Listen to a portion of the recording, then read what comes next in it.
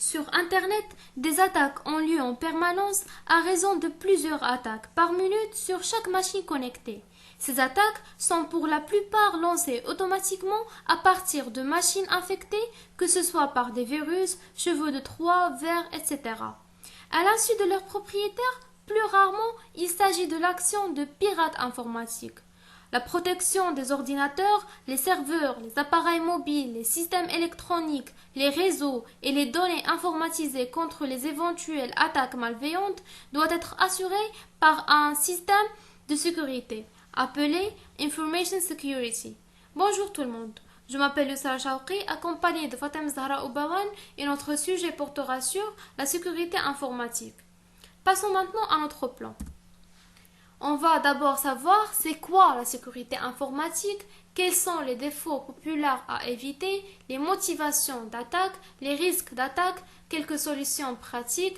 On va savoir par la suite quel est un logiciel libre et un logiciel propriétaire, la différence entre eux et quelques exemples de logiciels libres. Passons maintenant à voir la définition de la sécurité informatique. On va le voir sur Wikipédia.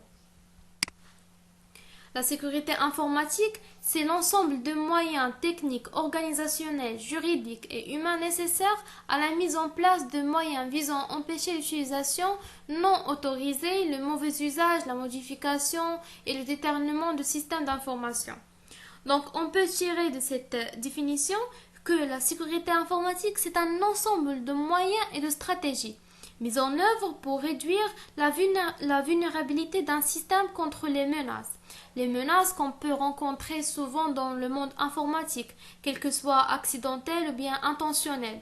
Il convient alors d'identifier les exigences fondamentales en sécurité informatique visant à protéger, détecter et contrer les menaces ciblant les informations numériques ou non.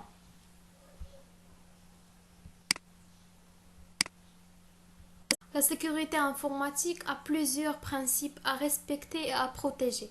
Parmi eux, on trouve la confidentialité, l'authentification, l'intégrité, la disponibilité, la traçabilité et la non-répudiation. Mais les principes qui nous intéressent le plus et qui sont plus importants, c'est la confidentialité, l'authentification et l'intégrité. Pour mieux le comprendre, je vais vous donner un exemple. En fait, dans l'informatique, il existe un domaine très particulier dans la sécurité informatique, qu'on appelle la cryptographie. La cryptographie, c'est une façon d'écrire des messages cachés ou bien chiffrer des messages, de telle façon que seule la personne B, par exemple, peut comprendre le message envoyé par la personne A. La cryptographie est aussi considérée comme une boîte d'outils pour la sécurité informatique. Par exemple, lorsque la personne A envoie un message aux personnes B, on ne veut pas que l'attaque puisse voir ce message. C'est ce qu'on appelle la confidentialité. C'est le fait de s'assurer qu'une information est accessible uniquement par les entités qui ont le droit d'accéder à celle-ci. Et lorsque la personne B reçoit un message, il veut être sûr que l'expéditeur est bel et bien la personne A. C'est ce qu'on appelle l'authentification. On va voir la définition de l'authentification sur Wikipédia. C'est lorsque les utilisateurs doivent prouver leur identité par l'usage de codes d'accès. Il ne faut pas mélanger l'identification et l'authentification. Dans le premier cas, l'utilisateur n'est reconnu que par son identifiant, tandis que dans le deuxième cas, il doit fournir un mot de passe ou un élément que celui seul connaît. Cela permet de gérer des droits d'accès aux ressources concernées et maintenir la confiance dans les relations d'échange. Pour le troisième principe, c'est lorsque la personne B reçoit un message du personne A, il veut être sûr que le message n'a pas été modifié par une attaque lors du canal de communication. C'est ce qu'on appelle l'intégrité, c'est-à-dire il doit s'assurer que la donnée reste toujours intègre, c'est-à-dire qu'il n'a pas été modifié par un tiers non autorisé. Ce principe devra être respecté tout au long de la vie de l'information. Garantir l'intégrité d'une donnée, c'est garantir que la donnée est restée fiable depuis sa création.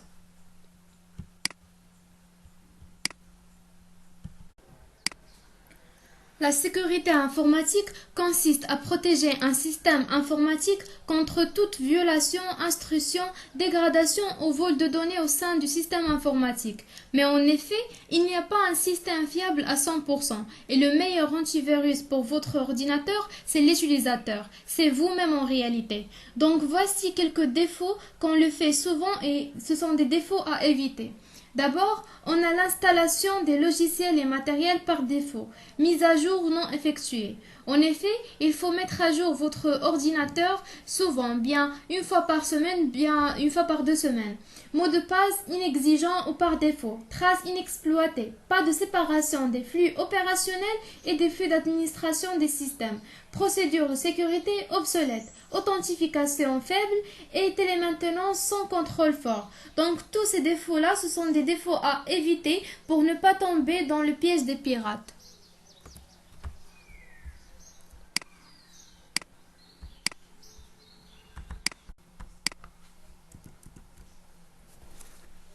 Tout ordinateur connecté à un réseau informatique est potentiellement vulnérable à une attaque. Une attaque est l'exploitation d'une faille d'un système informatique, système d'exploitation, bien logiciel ou bien même de l'utilisateur, à des fins non connues par l'exploitant du système et généralement préjudiciables. Et pour qu'elle soit une attaque, il y a sûrement des motivations. Et les motivations des attaques peuvent être de différentes sortes, soit pour obtenir un accès au système, pour voler probablement des informations telles que des secrets industriels ou bien des propriétés intellectuelles, pour obtenir des informations personnelles sur un utilisateur, pour récupérer peut-être des données bancaires, pour s'informer sur l'organisation, ou bien pour troubler le bon fonctionnement d'un service, ou bien pour utiliser le système de l'utilisateur comme un rebond pour une attaque, ou peut-être pour utiliser les ressources du système de l'utilisateur, notamment lorsque le réseau sur lequel il est situé possède une bande passante élevée. Ça pour les motivations. Maintenant, je vais vous montrer un schéma qui montre le risque des attaques. Là, les attaques peuvent intervenir à chaque maillon de cette chaîne, soit sur le matériel, bien sur le système d'application, d'exploitation, bien sur l'application. Et ce schéma-là rappelle très sommairement les différents niveaux pour lesquels un risque en matière de sécurité existe.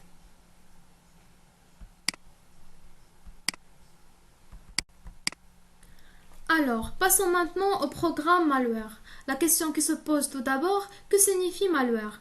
Le terme malware, contraction de malicious software, désigne tout programme informatique conçu pour infecter et endommager l'ordinateur d'un utilisateur légitime de multiples façons. Les programmes malveillants ont pour but de causer des dommages sur une machine infectée. Cela peut être de but lucratif ou bien pour l'espionnage ou la surveillance ou bien tout simplement pour causer des dommages. Il peut infecter des ordinateurs et des appareils de plusieurs manières et prendre plusieurs formes. On va voir ces formes sur Wikipédia et par la suite je vais donner une explication à chacun d'eux. On a tout d'abord les virus. Les virus sont capables de se répliquer puis se propager à autres ordinateurs en s'insérant dans d'autres programmes ou des documents légitimes, appelés hôtes. Alors, pour les virus, c'est un type de programme malveillant utilisé pour infecter des ordinateurs en s'insérant dans des logiciels légitimes, appelés hôtes comme on a déjà mentionné là, et ils peuvent se propager via le réseau après un téléchargement ou encore lors de l'échange de données via, par exemple, des clés USB ou bien des pièces jointes. Pour les vers ou bien worms, sont capables d'envoyer une copie d'eux-mêmes à d'autres machines. Ils peuvent être classés selon leur technique de propagation, les vers de courrier électronique, internet, etc. Alors, pour les vers, sont des logiciels malveillants qui s'auto-répliquent et se répondent de manière automatique sur un réseau. Cela peut être via l'exploitation de vulnérabilités ou encore en utilisant des protocoles réseau ou en s'authentifiant avec des comptes d'utilisateurs volés. pour les cheveux de Troie sont divisés en plusieurs sous-catégories et comprennent notamment les portes dérobées, les drawbars, les notificateurs, les logiciels récipients, etc. Alors le rôle de cheveux de Troie, c'est de faire entrer le malware dans l'ordinateur et d'installer à l'insu de l'utilisateur. Alors ce sont les trois programmes malveillants les plus importants et qu'on doit faire attention avec.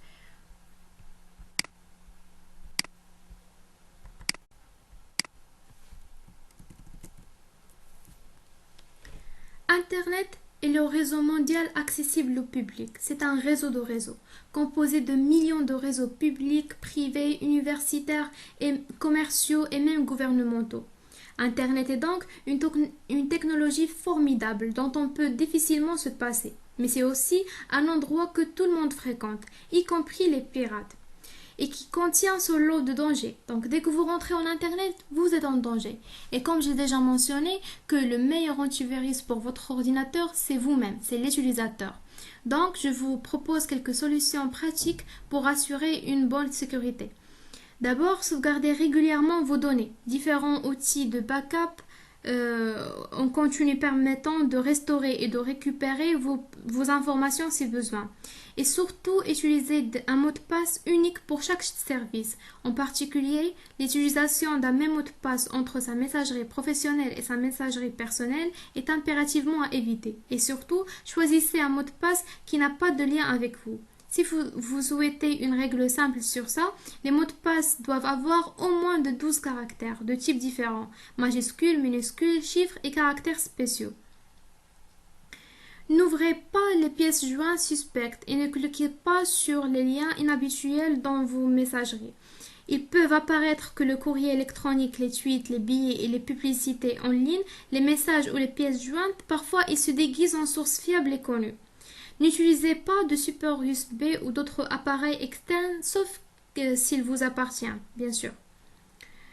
Et effacez votre cache Internet et votre historique de navigation. La plupart des navigateurs Internet conservent des informations relatives au site Internet que vous visitez et les informations que vous avez entrées, telles que votre nom, votre adresse ou votre mot de passe.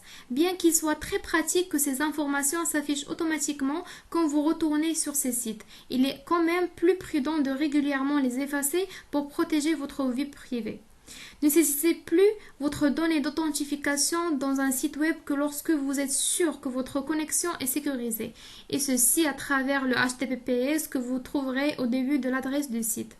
Et surtout, la conseil la plus importante que je vous recommande, c'est d'utiliser des logiciels libres. Ils sont plus bons pour assurer une bonne sécurité informatique. Et pour cela, je vous laisse avec ma collègue Fatem Zahra pour mieux vous expliquer. Comme ma collègue déjà dit, pour avoir de la sécurité informatique, il faut avoir l'esprit de la liberté. Alors, l'esprit de télécharger tout ce qui est libre. D'abord, et avant d'avoir qu'est-ce qu'un logiciel libre, il faut savoir qu'est-ce qu'un logiciel tout d'abord.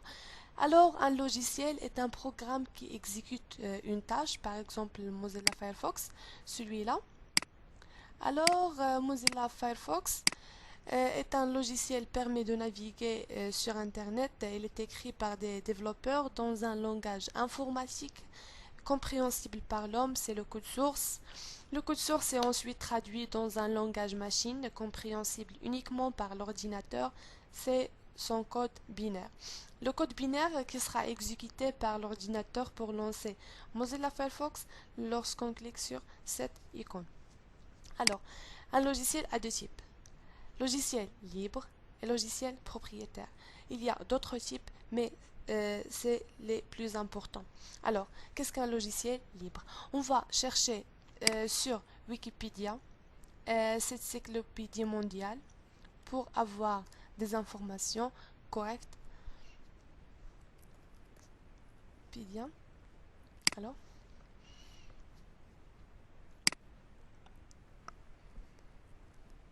logiciel libre. Alors, pour Wikipédia, un logiciel libre est un logiciel dont l'utilisation, l'étude, la modification et la duplication par autrui en vue de sa diffusion sont permises, techniquement et légalement. Ceci afin de garantir certaines libertés induites dont le contrôle du programme par l'utilisateur et la possibilité de partage entre individus. Alors, c'est favorable de lire tout l'article parce que Wikipédia est très riche. Alors, on va ajouter quelque chose. Logiciel libre est un logiciel qui garantit un ensemble de libertés à ses utilisateurs. Sont les quatre libertés. La liberté d'utiliser le logiciel, la liberté de copier, la liberté d'étudier, la liberté de modifier et de redistribuer des versions modifiées. Alors, les quatre libertés, c'est très nécessaire de les savoir. Alors, liberté d'utiliser, de copier, d'étudier et de modifier. Il faut savoir autre chose, c'est que un logiciel libre, c'est pas forcément gratuit. Euh, Déjà par définition, les logiciels gratuits sont téléchargeables mais non modifiables, comme leur nom l'indique. Aussi, il y a une ambiguïté, c'est que est-ce qu'un logiciel open source est un logiciel libre? Qu'il s'agisse de logiciels libres ou open source, les critères de qualification définis visent à donner plus de liberté aux utilisateurs. Il est donc facile de les distinguer des logiciels propriétaires. Toutefois, ce n'est pas du tout évident de faire la différence entre logiciel libre et open source. Selon Richard Stallman, la différence fondamentale entre les deux concepts réside dans leur philosophie. Il dit que l'open source est une méthodologie de développement et le logiciel libre est un mouvement social. Alors, on va parler sur le deuxième type de logiciel, c'est logiciel propriétaire. Logiciel propriétaire. Alors, pour cette encyclopédie riche, je vous conseille de les utiliser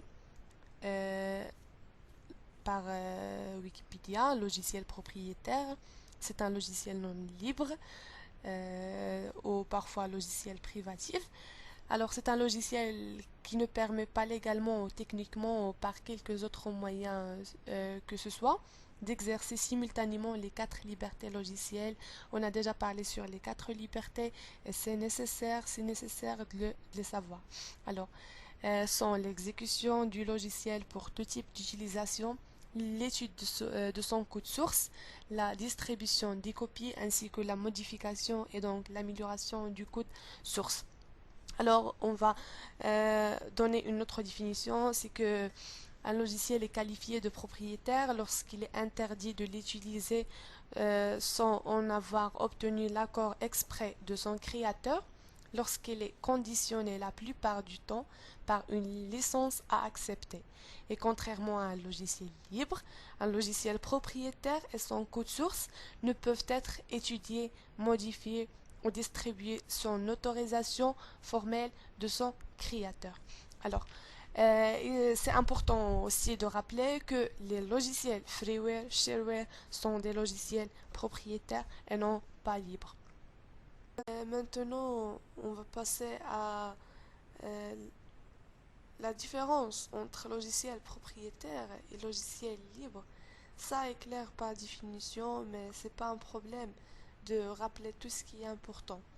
Alors, logiciel propriétaire à propos de liberté, a aucune liberté sauf accord entre propriétaires, mais logiciel libre donne le droit à les quatre libertés. On a déjà parlé sur les quatre libertés et on va rappeler les quatre libertés et c'est nécessaire de savoir les quatre libertés. Alors, on a l'exécution, l'étude, la modification, la redistribution. À propos de code source, le logiciel propriétaire est fermé et pas d'accès au code source. Par contre, le logiciel libre est ouvert par définition. Maintenant, on va comparer deux suites bureautiques, Microsoft Office et LibreOffice. Ces deux suites bureautiques sont composées d'un traitement de texte, un tableur, un logiciel de présentation et un gestionnaire de base de données. À propos de traitement de texte, on a pour Microsoft Office, on a Microsoft Word. pour LibreOffice, on a Writer. À propos de tableur, on a Microsoft Excel pour Microsoft Office et Calc pour LibreOffice. On a les logiciels de présentation de Microsoft Office, c'est Microsoft PowerPoint, et pour LibreOffice, c'est Impress.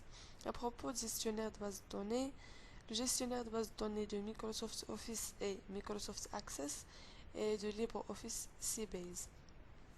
On va faire une petite simulation pratique pour voir la différence.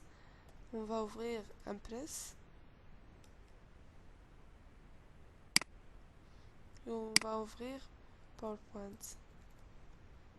Ce sont deux logiciels de présentation, l'un de Microsoft Office et l'un de LibreOffice.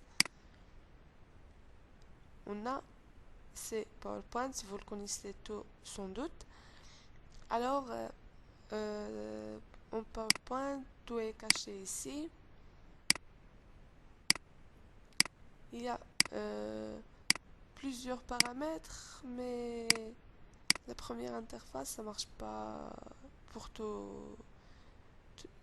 chacun parce que il n'y a pas toutes les choses devant nous.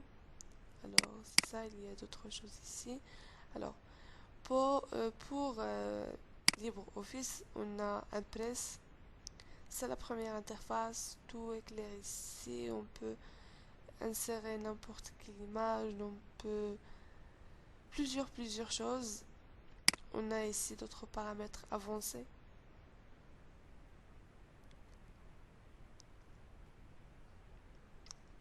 C'est ça, ce logiciel libre, et c'est clair qu'il y a une grande différence entre Impress et PowerPoint.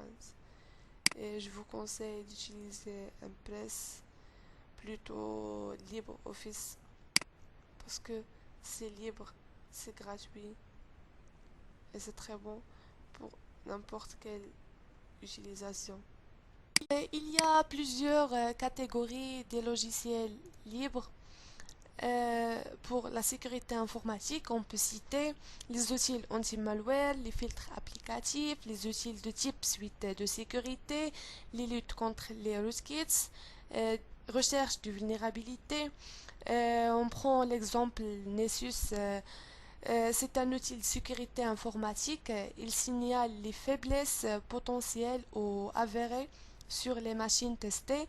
Il est publié sous licence publique générale GNU et licence propriétaire, alors c'est un logiciel libre. On a aussi la catégorie des antivirus, c'est très connu ce type. On a par exemple ClaimEV. C'est un logiciel antivirus pour les systèmes Unix. Elle est généralement utilisée avec les serveurs de courriel pour filtrer les courriels. Ce logiciel était écrit en C et C++. On a ClamWin. C'est un logiciel antivirus aussi libre pour Microsoft Windows basé sur le moteur et la base de données virale de ClaimEV. On a déjà vu. Elle était écrite en C++ et en Python. On a aussi cela, c'est WinPosh. C'est un logiciel contrôleur d'activité pour Windows, publié sous licence GNU GPL, c'est libre. La dernière version a été publiée en avril 2007 et a intégré une protection antivirus en temps réel basée sur le moteur et la base de données virale de ClaimEV. On a déjà parlé sur ClaimEV. On a ScrewKit. C'est celui-là. C'est un logiciel libre sous licence GNU GPL, permet de détecter si un système Unix n'a pas été compromis par un rootkit. Il permet aussi de détecter les traces d'une attaque et de chercher la présence d'un rootkit sur un système Unix ou Linux. On a ce logiciel, c'est MonSecureEV. C'est un logiciel antivirus aussi pour Windows. Sous licence GPL, c'est libre. Elle est écrite en C, C++ et Delphi. On a décidé aussi de vous donner quelques logiciels libres que vous aurez utilisé et vous aurez en besoin de ça. On prend par exemple Chromium. Chromium, c'est pour Windows, c'est un navigateur basé sur WebKit, lancé par Google. C'est simple et plus rapide que les autres. On a Dia. Dia, ça marche pour Windows et pour Linux. C'est un logiciel qui permet la réalisation de nombreux types de diagrammes avec beaucoup de facilité. On a aussi celui-là, c'est GIMP, c'est mieux que Photoshop et les autres, je rigole. C'est pour Windows, c'est pour Linux et ça marche aussi pour Mac. C'est un logiciel de traitement de l'image, c'est très complet. On a aussi VLC, c'est un lecteur multimédia pour Windows, Linux, Mac. Ce logiciel supporte une très large palette des formats sans nécessité d'ajouter des codes. Alors, on prend aussi Notepad++, ça c'est très bien pour les informaticiens. Ça marche pour Windows, c'est un éditeur de code de nombreux langages de programmation. On a aussi MySQL, c'est un créateur des bases de données pour Windows, pour Linux et pour Macintosh. Alors, la sécurité dépend avant tout de la volonté des utilisateurs de respecter une politique de sécurité. Et pour conclure, on va parler un petit peu sur Linux. Les systèmes Unix, depuis leur origine, ont toujours pris en compte les problèmes de sécurité. Les premiers virus ont été créés sur Linux, puis la sécurité des systèmes Unix a été mieux maîtrisée. Elle est maintenant proche de la perfection. Et tous les types d'attaques possibles ont été déjà testés sur Linux et trouver un nouveau trou de sécurité dans une machine Unix devient un exploit car ce fait devient rare et la parade est disponible rapidement. Et les virus utilisent les trous de sécurité et le système Unix ne leur offre aucun passage, au contraire, il leur oppose des barrières multiples et chacune d'entre elles serait suffisante à empêcher leur passage. On va parler aussi sur GNU Linux et l'appellation courante du système d'exploitation libre, multitâche, multiplateforme, multi-utilisateur de type Unix, basé sur le noyau Linux écrit par Linus Torvalds. GNU Linux n'est pas proprement parlé basé sur la sécurité, mais diverses distributions sont dans l'objectif. En résumé, la sécurité sur Linux, c'est une fonctionnalité à part entière qui est parfaitement intégrée dans le système. C'est un moyen de se protéger contre ses propres erreurs ainsi que celles des autres utilisateurs. C'est une facilité d'utilisation et une transparence qui la rendent utilisable en pratique sans perturber le travail de l'utilisateur. On veut aussi dire qu'il y a des systèmes d'exploitation libre et des systèmes d'exploitation propriétaire. Les systèmes d'exploitation propriétaire, par exemple, on a Windows, c'est propriétaire. On a aussi Mac de Macintosh, c'est propriétaire.